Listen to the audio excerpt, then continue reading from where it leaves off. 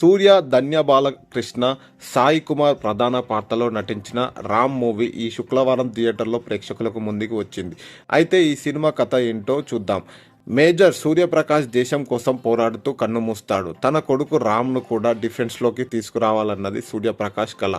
రామ్ మాత్రం తండ్రి ఆశయాలకు సంబంధం లేకుండా లైఫ్ను ఎంజాయ్ చేస్తుంటాడు. అలాంటి రామ్ జీవితంలోకి జాహ్నవి వస్తుంది.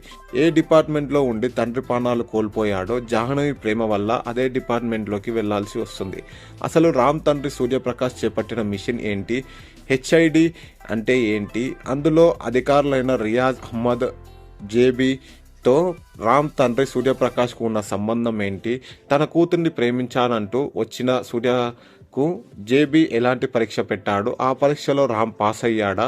జాహ్నవి ప్రేమ రామ్లో ఎలాంటి మార్పులు తీసుకొచ్చింది? దేశం కోసం ప్రాణాలిచ్చే సైనికుడిగా రామ్ ఎలా మారాడు? అసలు హైదరాబాద్లో ఉగ్రస్థలంలో ఏం ప్లాన్ చేశాడు? వాటిని రామ్ ఎలా అడ్డుకున్నాడు అనేదే కథ. దేశభక్తి అన్నది ఓ ఎమోషనల్. ఆ ఎమోషనల్ కమర్షియల్ కోణంలో వాడుకుంటూ గతంలో తెలుగు తెరపై చాలా సినిమాలు వచ్చాయి. ఈ సినిమాలలో దేశభక్తి ఉన్న కామన్ పాయింట్ అయిన ఎమోషనల్ను భిన్నంగా స్క్రీన్ ప్లే ఆవిష్కరించే నేర్పు దర్శకుడికి ఉండాలి. అప్పుడే ఈ కథ ప్రేక్షకుల్ని ఆకట్టుకుంటాయి. రామ్ కోసం దర్శకుడు మిహామ్ ఎంచుకున్న పాయింట్ డిఫరెంట్గా ఉంది. బార్డర్లోనే కాదు, దేశం లోపల కూడా కనిపించే శత్రువులు ఉంటారని పాయింట్తో రామ్ కథను తీసుకున్నాడని డైరెక్టర్ ఈ పాయింట్కు ప్రేమ, యాక్షన్ అంశాలు జోడించి పక్కా కమర్షియల్ మూవీగా రామ్ తెరకెక్కించాడు.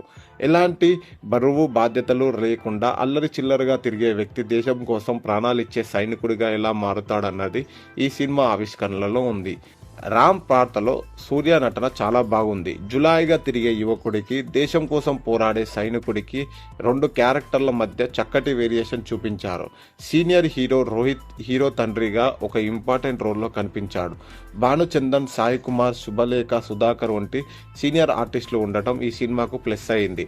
సాయి కుమార్ డైలాగ్స్ ఆలోచనలు రేకెత్తిస్తాయి. ధన్య బాలకృష్ణ పాత్ర ఆ యూత్ ఆడియన్స్ను మెప్పిస్తుంది. రామ్ దేశభక్తి ప్రధానంగా యాక్షన్ సినిమా మూవీ. ఎలాంటి అంచనాలు పెట్టుకోకుండా చూస్తే ఆకట్టుకుంటుంది. ఈ సినిమాకి 3/5 రేటింగ్ ఇవ్వడం జరుగుతుంది.